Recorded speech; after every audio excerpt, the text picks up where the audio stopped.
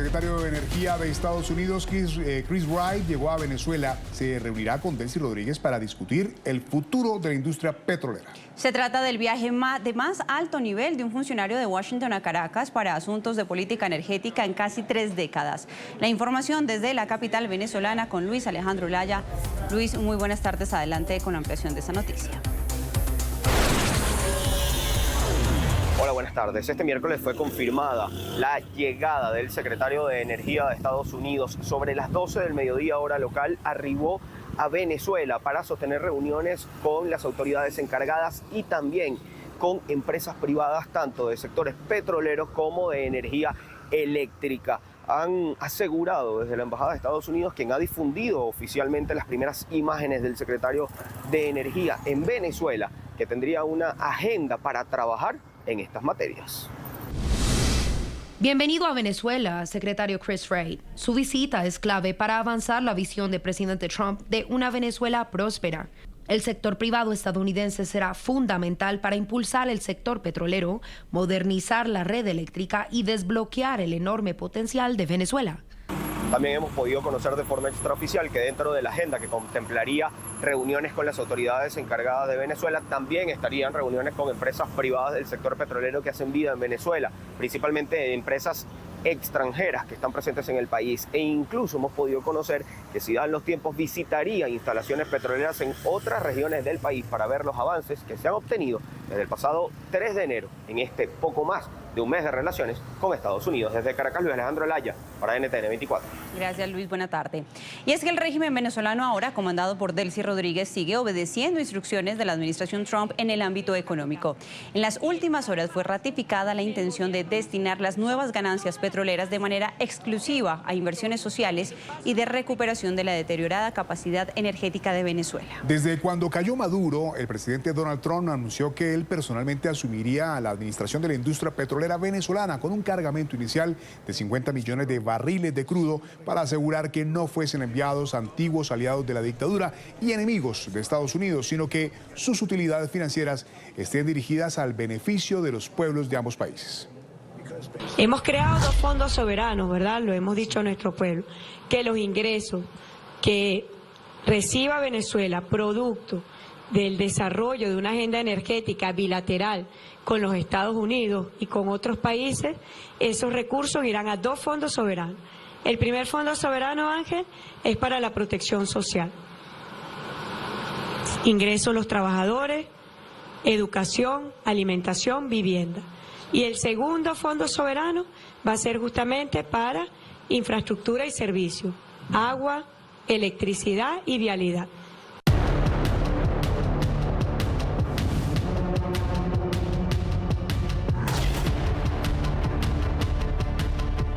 En la noche del martes se confirmó la excarcelación de la Coordinadora Nacional de Formación de Súmate, Nélida Sánchez.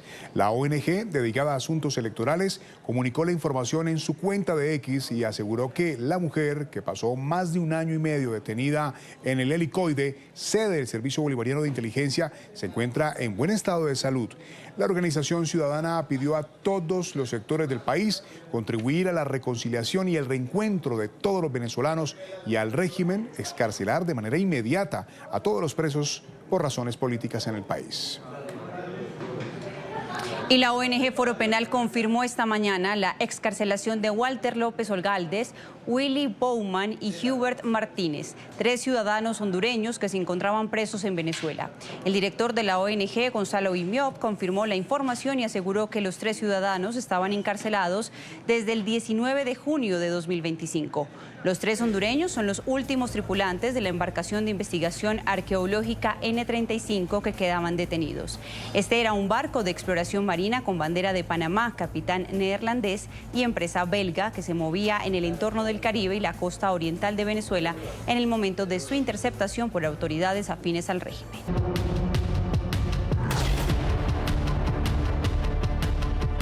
Con corte Hasta el día de ayer, la ONG Foro Penal había verificado 431 excarcelaciones de presos políticos en Venezuela desde el pasado 8 de enero. Aún faltan más de 600 por salir de las cárceles. Sabemos que nos quedamos cortos, pero aquí en NTN 24 seguimos comprometidos recordando quienes aún permanecen injustamente detenidos y apoyamos a sus familias.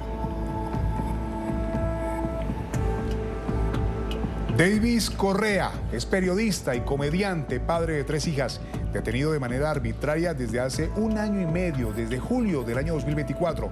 Está injustamente cautivo en el centro de tortura del Helicoide. Su hija Nicole publicó un video exigiendo libertad. Quiero a mi papá, quiero su libertad y que vuelva a casa. Mi nombre es Nicole Correa, hija de Davis Correa, el cual es un preso político.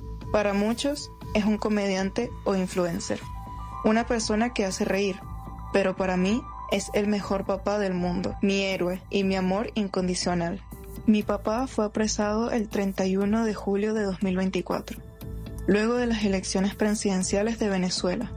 Él no es ningún delincuente, no le ha hecho daño a nadie, lo único que le gusta es hacer reír a la gente.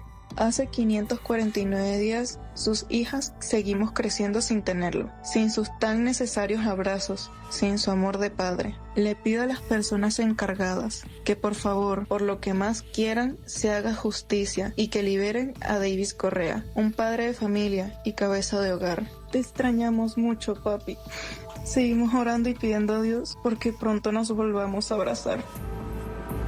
Vemos ahora a Jonathan Carrillo, estudiante y periodista detenido de manera arbitraria desde hace 3 años y medio, desde julio de 2022. Está injustamente preso en la cárcel Yare 2. Su madre, María Jiménez, no se cansa de exigir libertad. Donde de verdad mi hijo está en su salud, está deplorable en ese lugar. Por eso pido la ayuda para que se le dé la libertad, porque lo acusan de terrorismo. Mi hijo no es un terrorista, mi hijo es un estudiante de comunicación social. Por eso estamos aquí pidiendo por la libertad de todos los presos políticos, que le den su libertad a todos. En pantallas, Jairon Villegas, sargento del ejército venezolano, preso por razones políticas desde hace 9 años, desde enero del 2017. Está recluido en la cárcel militar de Ramo Verde. Su esposa, Rosa Prato, implora libertad. Y no solo pido libertad por él, sino para toda su causa y todos los presos políticos que están en ese lugar y en todos los recintos penitenciarios. Gracias. Recordamos también a Igbert Marín Chaparro, teniente coronel del ejército venezolano, egresado con las más altas calificaciones de la historia de la Academia Militar. Detenido por razones políticas desde hace 8 años ya, desde marzo de 2018. Su hermana denuncia las torturas que ha sufrido el oficial en el injustificado cautiverio. Sin embargo, durante casi 8 años, su honor ha sido respondido con brutalidad, tortura y encarcelamiento. Se ha anunciado una ley de amnistía, pero una promesa no es libertad. Este anuncio no puede utilizarse como excusa para retrasar la justicia. Detrás de los titulares, muchos militares y civiles siguen detenidos injustamente. No aceptaremos guerras mientras las puertas de las prisiones permanezcan cerradas y nuestros seres queridos sigan sufriendo.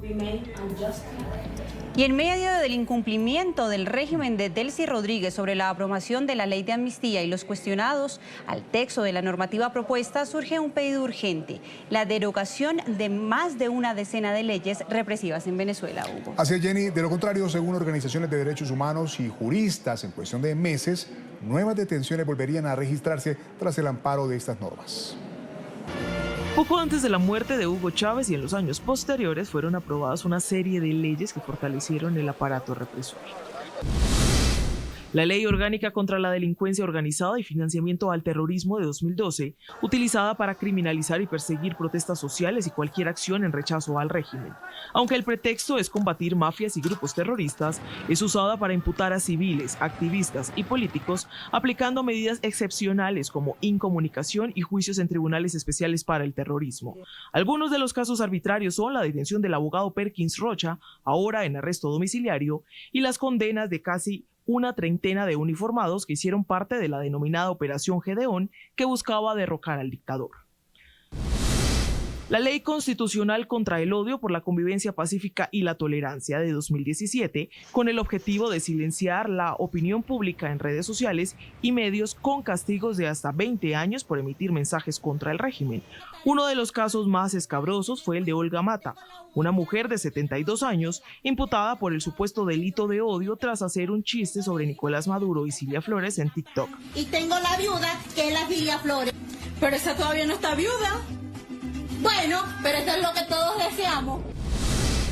Reforma en 2024 de la Ley Orgánica de Seguridad de la Nación, utilizada para prohibir manifestaciones en lo que el régimen denominó zonas de seguridad y dar potestades especiales a cuerpos represivos. Esta normativa fue el cimiento jurídico que permitió la escalada represiva tras las elecciones de 2024. Es la ley que usan como puente para enviar a civiles a la justicia militar. Ley de Financiación, Regularización, Actuación y Financiamiento de las ONG y afines de 2024, utilizada para perseguir ONGs de derechos humanos que han sido críticas e informativas sobre la realidad en Venezuela. Es una manera de obligar a las ONG a entregar listas de donantes y beneficiarios. Si no son registrados o el régimen consideran que tiene fines políticos, podría disolverlas.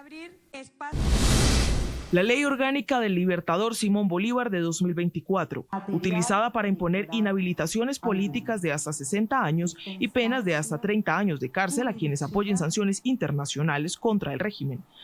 Fue la respuesta desesperada del régimen a la Ley de Prohibición de Operaciones y Arrendamientos contra el régimen autoritario y legítimo venezolano en Estados Unidos, que prohíbe a agencias federales contratar empresas que hagan negocios con el régimen buscando limitar su flujo financiero. Su objetivo principal ha sido María Corina Machado, a quien la Fiscalía Madurista abrió una investigación en noviembre de 2024, amparándose en los artículos 128 y 132 del Código Penal, traición a la patria y conspiración con países extranjeros. Más temprano, en el programa A la Mañana de NTN 24, Germán Zuniaga, dirigente del movimiento estudiantil Unión de la Universidad Central de Venezuela, la UCB, se refirió a las manifestaciones convocadas para mañana jueves por la liberación de todos los presos políticos. Zuniaga destacó que las protestas también buscan romper el miedo que, según él, impide a la sociedad expresar libremente sus opiniones. Las personas tienen que dejar de tener miedo al régimen, a la dictadura. Porque en lo personal yo no tengo miedo del régimen, yo no tengo miedo de la dictadura. Yo tengo miedo de vivir en un país sin futuro. Yo tengo miedo de vivir en un país en donde por el simple hecho de pensar distinto te recluyan, te silencien, como Juan Pablo Guanipa. Si aprueban una ley de amnistía, no es amnistía con condiciones, es amnistía total. No es que incluso las medidas cautelares cuando fue liberado nunca fueron violadas y igual lo silenciaron porque no les conviene envalentonar al pueblo. Durante su intervención ante el Congreso de los Diputados, el presidente del Gobierno de España, Pedro Sánchez, reiteró que su administración no reconocía a Nicolás Maduro, pero al mismo tiempo Sánchez volvió a invocar el derecho internacional para criticar al gobierno de Estados Unidos por la operación militar de captura de Maduro el pasado 3 de enero. No podemos reconocer ni aplaudir la operación llevada a cabo por Estados Unidos en Caracas. Fuimos claros no solamente desde el punto de vista europeo, sino también desde el punto de vista internacional, uniéndonos a distintos países, como por ejemplo Colombia, Brasil, otros países de la región latinoamericana y del Caribe, diciendo que efectivamente era una intervención contraria al derecho internacional, que sienta, por cierto, un precedente muy peligroso en el mundo y porque no parece que vaya siquiera a servir para poner en marcha una transición democrática en ese país. No lo parece, al menos a día de hoy, aquí se ha dicho, se ha señalado, parece que son otros los objetivos, las prioridades que tiene la administración estadounidense.